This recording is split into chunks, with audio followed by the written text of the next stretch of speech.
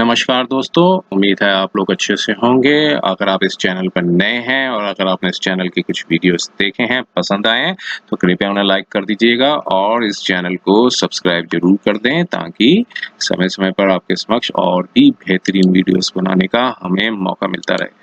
दोस्तों माने एक ऑर्डर आया था जो कि डोमेस्टिक वायलेंस का था। जैसा कि मैंने बताया था आपको कि एक ऑर्डर आया हुआ है जिसमें जो वाइफ हैं उनके ऊपर 10 लाख रुपीस की जो है कोर्ट ने एक जो है कॉस्ट लगाई थी कि विथड्रॉल ऑफ द एप्लीकेशन के लिए। जी हाँ, ये सोशल नेटवर्किंग साइट्स में काफ़ी मतलब इसके बारे में डिस्कशंस भी हुई है कि ऐसा कोई ऑर्डर है ही नहीं। बिल्कुल, ये मैं ये कहना चाहूँगा कि ये ऑर्डर आया है और इसके डिटेल्स भी अवेलेबल हैं। ये एक 16 दिसंबर 2021 का है। Court of the small cause JMFC court Srinagar का है और केस नंबर जो है आप देख सकते हैं 3722349 ऑफ 2019 का। तो देखिए इसमें हुआ क्या था कि देखिए एक एक जो वुमन ने एक डोमेस्टिक वायलेंस का जो है वो केस डाला था और उसमें जो है एक्स पार्टी ऑर्डर दे दिया गया था अगेंस्ट द हस्बैंड को और हस्बैंड को जो है उन्हीं के रेजिडेंस हाउस से रिस्ट्रेन कर दिया था। मींस उनको आने के लिए रोक लगा दी गई थी उन्हीं के रेजिडेंशियल हाउस में। तो फिर वुमेन को वो हाउस मिल गया था और उनके रिलेटिव्स भी आ गए थे इसमें। और तो फिर बाद में इस ऑर्डर को थोड़ा-सा मॉडिफाई कर दिया कोर्ट ने क्योंकि जो हाउस था वो हस्बैंड की सेल्फ अर्न्ड मनी से बनाया गया था, मेहनत का बनाया हुआ मकान था उसका उनका। तो फिर इसमें कोर्ट ने थोड़ा-सा मॉडिफाई कर दिया था ऑर्डर को और ऑर्डर में कहा कि जो है कुछ जो पोर्शन है वो हस्बैंड को भी मिलना चाहिए। वो जो हाउस है जिसमें रेज़िडेंशियल हाउस है उसमें हस्बैंड को भी जो है थोड़ा जो कुछ एरिया था वो बता दिया गया था कितना एरिया हस्बैंड को मिलना चाहिए। तो उस ऑर्डर के अगेंस्ट में वुमेन ने आगे फिर अपील डाली थी जो कि अपील खारिज हो गई थी, फिर हाई कोर्ट गई थी, हाई कोर्ट में भी खारिज हो गई थी। फिर उसके बाद हस्बैंड ने इम्प्लीमेंटेशन के लिए और उस ऑर्डर को इम्प्लीमेंटेशन के लिए जो कोर्ट ने जो ऑर्डर मॉडिफाई कर दिया उसको इम्प्लीमेंटेशन के लिए एक एप्लीकेशन लगाई थी और उसमें जो डायरेक्शंस भी इश्यू हुए थे उसमें उस एप्लीकेशन में। तो उस एप्लीकेशन के ऊपर भी वुमेन ने एक ट्रांसफर पिटीशन डाल दी थी और उस साथ में अपील डाल दी थी। तो कई several rounds of the litigations हुए थे और उसके बाद अल्टीमेटली जो है सुप्रीम कोर्ट में भी गई थी और सुप्रीम कोर्ट में भी एसएलपी थी वो खारिज हो गई थी।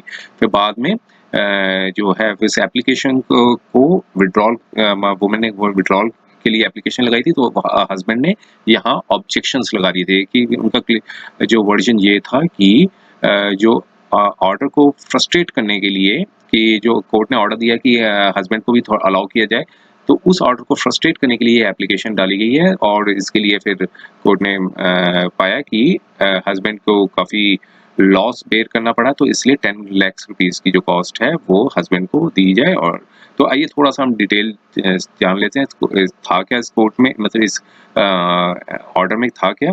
तो इस ऑर्डर को हम थोड़ा-सा समझने की कोशिश करते हैं। तो देखिए ये जेएमएफसी का कोर्ट का जो ऑर्डर था जो कि अभी ये बताया कि जेएमएफसी में जो ये केस है वो ट्रांसफ़र किया गया था बाय ऑनरेबल हाई कोर्ट का ऑर्डर डेटेड 3/12/2021 का। और यहाँ पे जो मैटर है पेंडिंग है 22/2/2019 से क्योंकि ये एप्लीकेशन लगाई गई थी 22 फरवरी 2019 से। और यहाँ पर एप्लीकेशन लगाई गई थी वाइफ ने कि वो सेक्शन 12 के अंदर डोमेस्टिक वायलेंस की जो है एप्लीकेशन लगाई थी। और इसमें आप थोड़ा-सा केस के डिटेल्स के ऊपर बताया गया कि ये एक पिटिशनर थी जो उन्होंने एक डोमेस्टिक वायलेंस की जो है एप्लीकेशन लगाई थी 26/2/2019 में। तो वहाँ पर उस एप्लीकेशन पे एक्स पार्टी ऑर्डर है वो दे दिया गया था और सेम डेट ही एक्स पार्टी ऑर्डर आ गया था। उसमें डायरेक्शन दी गई थी कि एसएचओ को कि वो जो ऑर्डर आया है डायरेक्शन दी थी कि 23/3/2019 को कि आंसरिंग रिस्पोंडेंट को रिस्ट्रेन किया जाए और मींस जो हस्बैंड है उनको रिस्ट्रेन किया जाए घर में जाने के लिए। और इसके बाद फिर जो पिटिशनर थी उन्होंने अपने रिलेटिव्स की हेल्प से रिस्पोंडेंट को जो हस्बैंड था उन्हीं के घर में रोक दिया और फिर पुलिस एजेंसी का यूज़ किया कि और हरास करने के लिए, रिस्पोंडेंट को हरास करने के लिए पुलिस एजेंसी यूज़ की। उसके ऑर्डर से क्या ये मतलब ये निकाला कि रिस्पोंडेंट जो था, जिन्होंने मकान अपने मतलब कंस्ट्रक्ट किया था अपनी हार्ड अर्न्ड मनी से, तो वो होमलेस होके बेघर हो गए थे। और उसके बाद 23/3/2019 को इस कोर्ट के समक्ष एक ऑर्डर आया। फिर उस कोर्ट ने मॉडिफाई कर दिया ऑर्डर को 29 अप्रैल 2019 को, और दोनों पार्टीज को कहा कि वो अकोमोडेट करें और कॉर्डियल और फ्रेंडली रिलेशंस बनाएं घर में। और साथ में कहा कि हस्बैंड को 2 रूम्स हैं वो उसी घर में दें। और फिर उस ऑर्डर के अगेंस्ट में पिटिशनर ने अपील डाली ऑनरेबल प्रिंसिपल जज श्रीनगर की कोर्ट में, जो कि ट्रांसफर हो गई एडिशनल डिस्ट्रिक्ट जज श्रीनगर में। और फिर लेकिन जो अपील थी वो डिसमिस हो गई 24/4/2020 को। देखिए, अब जो वाइफ ने थी वो अपील डाली थी जिसमें ऑर्डर को मॉडिफाई कर दिया था। उस ऑर्डर के अगेंस्ट में वाइफ ने जो है वो एक अपील डाल दी थी। अब उस ऑर्डर को जो है मतलब जो अपील थी वो खारिज कर दी गई थी। और फिर पिटिशनर ने फिर देखिए फिर आगे ये एक पिटीशन डाली थी 482 की सीआरपीसी के अंदर। और उस ऑर्डर के अगेंस्ट में जो एडीजे की कोर्ट ने जो वाइफ की जो पिटीशन खारिज कर दी थी, उसके ऑर्डर के अगेंस्ट में 482 की जो पिटीशन है हाई कोर्ट में डाली, और कि लीगलिटी ऑफ ऑर्डर को चैलेंज किया कि जो कि 29/4/2019 का था, जो कि जेएमएफसी की कोर्ट का आया था, और साथ में अपीलेट कोर्ट दोनों ऑर्डर्स को चैलेंज किया। हाई कोर्ट ने भी ऑनरेबल हाई कोर्ट ने भी पिटीशन को डिसमिस कर दिया 3/3/2020 के ऑर्डर से। मीन्स 3 मार्च 2020 के ऑर्डर से उनको खारिज कर दिया। तो मीन्स वाइफ की जो पहली पिटीशन थी वो जो है वो अपीलेट कोर्ट ने डिसमिस कर दी थी। तो और बाद में ऑनरेबल हाई कोर्ट ने भी उस पिटीशन को 3 मार्च 2020 में उस एप्लीकेशन को डिसमिस कर दिया। ऑर्डर जो चैलेंज किया था वाइफ ने, वो लीगलिटी को चैलेंज किया था, कि जिसमें कहा गया था कि हस्बैंड को भी 2 रूम्स हैं वो सेम रेजिडेंशियल हाउस में दिए जाएं। फिर 482 की जो पिटीशन डिसमिस होने के बाद फिर रिस्पोंडेंट ने यहाँ पर एप्लीकेशन फाइल की ऑनरेबल कोर्ट, इसी कोर्ट में जो है एक इम्प्लीमेंटेशन की एक एप्लीकेशन लगाई कि जो 29/4/2019 का जो ऑर्डर था जिसमें हस्बैंड को कहा गया था कि 2 रूम्स दिए जाएं, उस ऑर्डर को इम्प्लीमेंट करने के लिए यही एक एप्लीकेशन लगाई। और इसी कोर्ट ने, मतलब जेएमएफसी की कोर्ट ने ही, जुडिशियल मजिस्ट्रेट की कोर्ट ने ही 11/3/2020 को एक स्कीम प्रोवाइड की, एक जिसमें इम्प्लीमेंटेशन ऑफ कोर्ट ऑर्डर था, जिसमें कहा कि जिसमें ऑब्जर्व किया कि जो ऑर्डर जो है जो इसके ड्यूटी होती है कोर्ट की कि वो ऑर्डर को पास करे और इम्प्लीमेंट भी करे in the letter and spirit पे। अब इस ऑनरेबल कोर्ट ने, जीएमएफसी की कोर्ट ने डायरेक्शंस दी एसएचओ को कि वो इम्प्लीमेंट करें 29/4/2019 का ऑर्डर, जिसमें कहा गया था कि हस्बैंड को 2 रूम्स प्रोवाइड किए जाएं। और फिर कहा कि फर्दर डायरेक्शन दी कि इंस्टॉलेशन ऑफ सीसीटीवी कैमरा भी दोनों लॉबीज पे लगाए जाएं और इन कंपाउंड में लगाए जाएं in the residential house of the respondent, ताकि प्राइवेसी को भी मेंटेन करते हुए इस तरह से सीसीटीवी लगाया जाए, दोनों लॉबीज पे लगाया जाए और कंपाउंड में भी लगाया जाए। और फिर पिटिशनर ने, अब देखिए, अब पिटिशनर ने 13/3/2020 मींस वाइफ ने एक और ट्रांसफर एप्लीकेशन जो है वो फाइल कर दी before the honourable chief judicial magistrate की कोर्ट में श्रीनगर में, और कहा कि इस एप्लीकेशन को ट्रांसफर कर दिया जाए। और साथ में कुछ फ्रिवलेस एलिगेशंस थी, मतलब ऑनरेबल जज के ऊपर भी कुछ एलिगेशंस लगा दी प्रेसिडिंग ऑफिसर के ऊपर।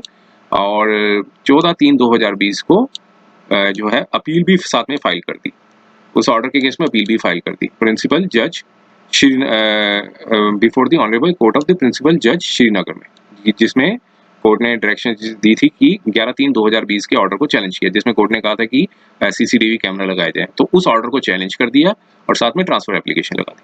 अब ऑनरेबल कोर्ट ऑफ सीजेएम, जिसमें ट्रांसफर एप्लीकेशन लगाई थी, वहां पे उन्होंने कोई order refuse to pass the order in the favour, कोई ऑर्डर जो था वो पिटिशनर एप्लीकेंट जो वाइफ के फेवर में ऑर्डर नहीं दिया। और जो अपील जो फाइल की गई थी कि जिसमें कहा गया था कि सीसीटीवी कैमरे लगाए जाएं, उस ऑर्डर को भी जो है ऑनरेबल ने 23/3/2021 को खारिज कर दिया। अब यहाँ पर देखिए, यहाँ पर भी काम खत्म नहीं हुआ, लिटिगेशन खत्म नहीं हुई। उस अपील के डिसमिस होने के बाद, प्रिंसिपल सेशन जज की कोर्ट की एप्लीकेशन के डिसमिस के बाद कोर्ट ने उस कोर्ट ने उस एप्लीकेशन में डिसमिस करते हुए कुछ ऑब्जर्वेशंस भी दिए थे, और उसने कहा कि उन्होंने कहा कि पैरा नंबर 14 ऑफ ऑर्डर में बताया कि जो एप्लीकेंट पिटिशनर ने मैटर को ड्रैग किया 2019 से अब तक जो ड्रैग किया, और रिस्पोंडेंट को रोक लगाई गई है उन्हीं के घर में घुसने के लिए। तो और साथ में वो वहाँ पर प्रोटेक्शन भी प्रे कर रही हैं, और पर्टिकुलरली शेयर्ड अकोमोडेशन में। और अपीलेंट पिटिशनर जो है under the grab of grievance shared house hold नहीं दे रही हैं कि ताकि रिस्पोंडेंट को डिस्पोजेस किया जा सके, उन्हीं के घर से उन्हीं को डिस्पोजेस किया जा सके। अब पिटिशन एप्लीकेंट यहाँ पर भी नहीं रुकी, फिर उन्होंने उसके बाद एक लेटर पेटेंट अपील जो है असेलिंग द ऑर्डर, जो लिंग ऑर्डर ऑफ द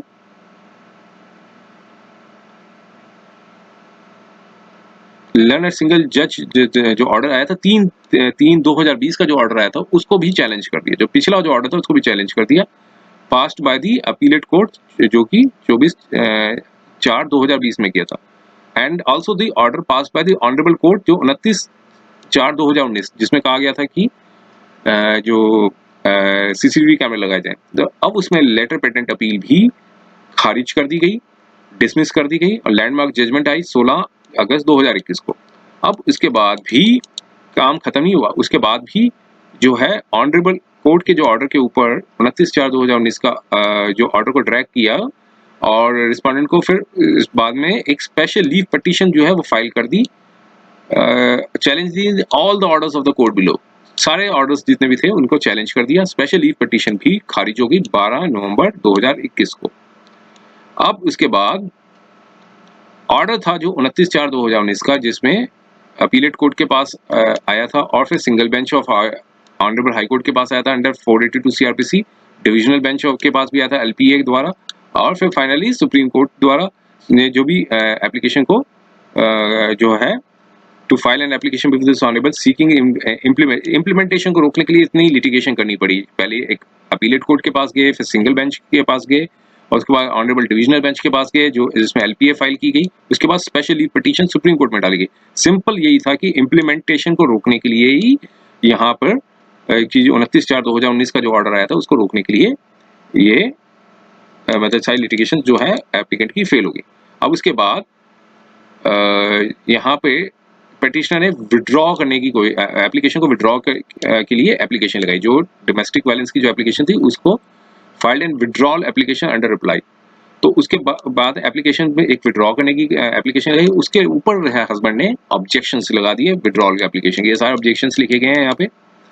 अब काउंसिल ने यहाँ पर ये सबमिशंस दिए कि जो एप्लीकेंट है वो विड्रॉ कर सकती है डोमेस्टिक वायलेंस केस को, कोई अपोजिट साइड का को ऑब्जेक्शन नहीं लगा सकता है, क्योंकि और सेक्शन 28 जो है वो बताता है डोमेस्टिक वायलेंस एक्ट की जो प्रोविजंस ऑफ सीआरपीसी अप्लाई होते हैं सेक्शन 28 में, और प्रोसीडिंग्स जो है वो सिविल इन नेचर होती है 23 सीपीसी के। ये सारे सबमिशंस दिए। अब देखिए ऑपोजिट साइड के काउंसिल ने ये बताया कि ये 29/4/2019 के ऑर्डर को फ्रस्ट्रेट करने के लिए एप्लीकेशन विड्रॉ की जा रही है, क्योंकि एप्लीकेशन वाइफ ने लगाई थी रेजिडेंशियल ऑर्डर को। अब उसके ऊपर माननीय कोर्ट ने मॉडिफाई कर दिया था। अब चूंकि सारी राउंड्स ऑफ लिटिगेशन फेल हो गई थी, अब बाद में विड्रॉ करने की एप्लीकेशन लगाई। तो यहाँ पर कोर्ट ने मतलब ऑपोजिट साइड के काउंसिल ने कहा कि जो ऑर्डर आया हुआ है कि जिसमें कहा है कि सीसीटीवी कैमरे लगाए जाएं या जो हस्बैंड को 2 रूम्स दिया जाए, तो उस ऑर्डर को फ्रस्ट्रेट करने के लिए ही यहाँ पर विड्रॉ एप्लीकेशन लगाई गई है। और यहाँ पे पहले भी वो 29 का डोमेस्टिक वायलेंस के अंदर अपील डाली गई थी, और उसके बाद 482 डाली गई, उसके एलपीए भी डाली गई, फिर ऑनरेबल सुप्रीम कोर्ट के पास डाली गई। तो ऑर्डर्स जो पास हुए और जो एप्लीकेंट ने डिप्राइव कर दिया रिस्पोंडेंट को शेयर्ड हाउस होल्ड में, जो कि रिस्पोंडेंट का द्वारा बनाया गया है, और रिस्पोंडेंट को खुद ही उन्हीं के घर से जाने के लिए रोका, रिस्ट्रेन किया गया। तो ये सारे सबमिशंस दिए गए। अब कोर्ट ने अपना पूरा डिटेल एनालिसिस एक एक ऑर्डर्स को, एक एक कंटेंट्स को देखा, और फिर पाया कि जो लेजिटमेट जेन्युइन केस होते हैं कि एग्रीवेटेड पर्सन जो है इस तरह के एक्ट्स में डील ना करे जो कि purpose and object of the legislation को डिफीट किया करे। तो लेजिस्लेशन को इस तरह अलाउ नहीं किया जा सकता कि यूज्ड इन अ मैनर कि जिससे वो स्पॉइल हो जाए लाइफ, कपल्स की लाइफ, और वो पीसफुली ना रह सकें। तो इस जो एक्ट है वो disproportionate to the protection level of protection can also be the counter productive भी हो सकता है। प्रोटेक्शन का जो ऑर्डर लेने काउंटर प्रोडक्टिव भी हो सकता है, और instead of giving protection to the legitimate case of domestic violence, तो ये डिस्ट्रॉय भी कर सकता है मैरिटल इंस्टीट्यूशन को। तो इस सारे केस को preserve and efficiency of domestic case for the legitimate और जेन्युइन केसेस पे ही इसको यूज किया जाना चाहिए। अब इस पे बेसिस पे कोर्ट ने जो वाइफ की जो एप्लीकेशन थी जिसमें विड्रॉ करने की बात की गई थी, withdrawal of the instant petition, section 12 of domestic violence act along with other application, उसको विड्रॉ करने के लिए अलाउ कर दिया कोर्ट ने। लेकिन साथ में यहाँ पर देखिए, यहाँ पर पिटिशनर को कॉस्ट भी देने को कहा है कि 10 लाख रुपीस भी दिए जाए टू द रिस्पोंडेंट।